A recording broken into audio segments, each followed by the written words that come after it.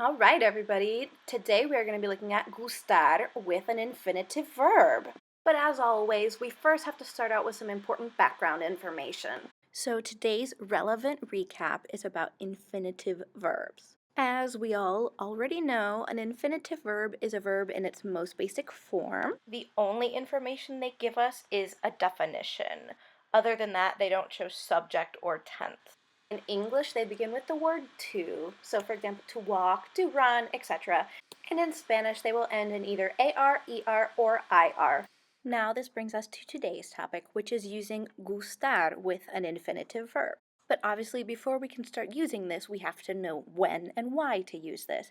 But instead of me just telling you, I'm going to give you some example sentences, and I want you guys to try and figure out the context. And the images that I have included with each picture are also going to be really helpful. The first one is me gusta montar en bicicleta. The second one is a Juan le gusta jugar al fútbol. Now I'm going to go ahead and give you some negative examples. The first example is no me gusta hacer la tarea. And the second one is a Marisol no le gusta limpiar la casa. Based on the examples you just saw, what do you think we can use gustar to express? Hopefully, most of you guys were able to come to the conclusion that gustar is a verb that we can use to discuss our likes and our dislikes. That means when we are combining gustar with an infinitive verb, it's going to describe the activities that we do or don't like to do. One really important thing to make note of is that when we are using gustar with an infinitive verb, it is always going to be conjugated as gusta. Don't worry about the specifics right now. We will get into the explanation at a later date, but that's not on today's agenda. Let's go ahead and look at an example using this image. In Spanish, I could say, me gusta beber café. If I were to think about this word for word as it is in Spanish grammar and turn it into English, the literal translation would be something along the lines of, to drink coffee pleases me. Obviously, that's not how we talk about the activities we like to do in English. We would say, I like to drink coffee.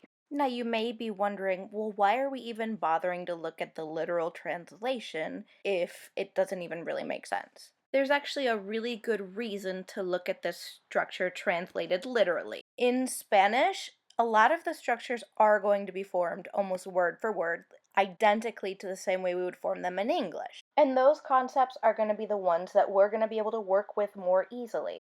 However, this is unfortunately not one of those cases. Gustar is one of the more challenging concepts because it is structured quite differently from how we would structure it in English. And when I say that it is different, I mean that it's almost the complete grammatical opposite. Making a comparison to English is going to show it to you in a way that's going to be much easier to understand and thus much easier to work with. So now I'm going to show you what I mean when I'm saying these structures are opposite.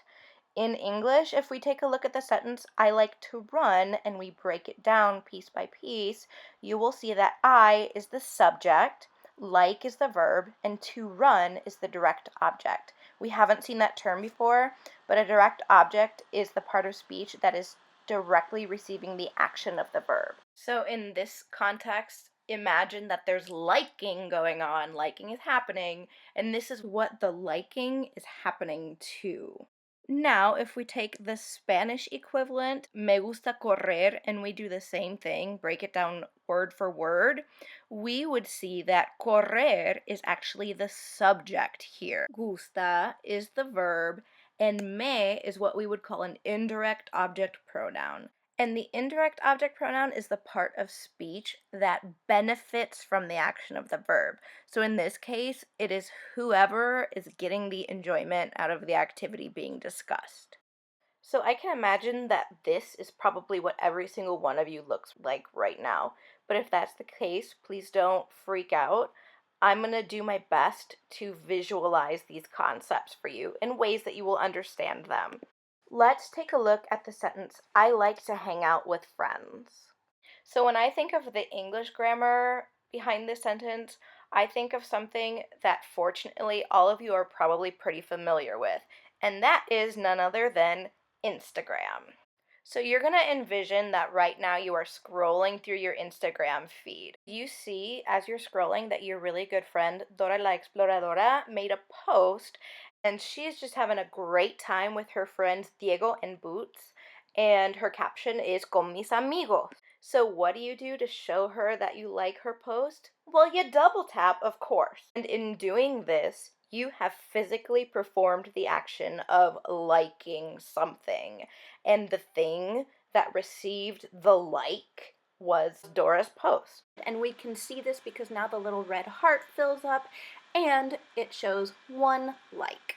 Now we're going to visualize the Spanish grammatical structure, which, as I said, is kind of the opposite. The best way I can think to explain this is by the term good vibes. So we're still going to think of the example of hanging out with friends, but this time, instead of you physically liking the act of hanging out with friends, we're going to envision that hanging out with friends overall is just a pleasant thing. It gives off good vibes, and you are the one who's benefiting from them. You are receiving the enjoyment of this activity. This means that we are going to have to use what we call indirect object pronouns when we use gustar. This is that little word that is going to have to go directly before gusta in your sentence, and that's what's going to show us who, quote unquote, does the liking, which in reality is to whom the activity is pleasing or enjoyable, who is benefiting from the enjoyment of this activity. So if the person who is liking whatever is being liked is I or yo, you are going to use the word me. If it is tú liking something, it will be te. El, ella, and usted take le. Nosotros takes nos. Vosotros takes os. And ellos, ellas, ustedes take les. So once we have this chart, we can now focus on the structure. The first thing you're going to need to do is identify which of the IOPs to use based on who is liking whatever it is. And then you're just going to finish up with the appropriate form of gustar, which, as we said, will be gusta, and then the subject, which is whatever is liked. Broken down into an equation of sorts, this would be IOP plus gusta plus the infinitive verb phrase. So for example, if we have you like to eat cookies, we would say te for you. Gusta would be the like, and to eat cookies would then be comer galletas.